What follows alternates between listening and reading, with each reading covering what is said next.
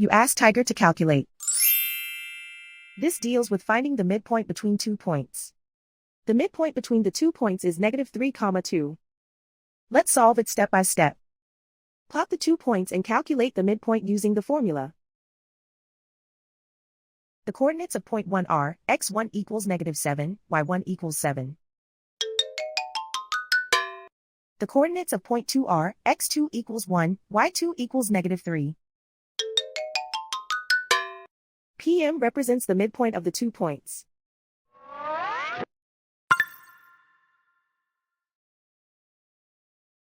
Use the x values in the midpoint formula to find the midpoints x. x1 equals -7. x2 equals 1.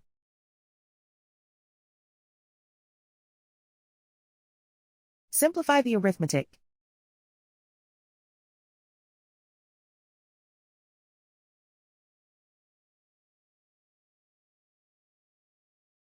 Use the y values in the midpoint formula to find the midpoints y.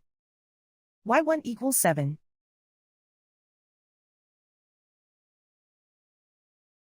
y2 equals -3. Simplify the arithmetic.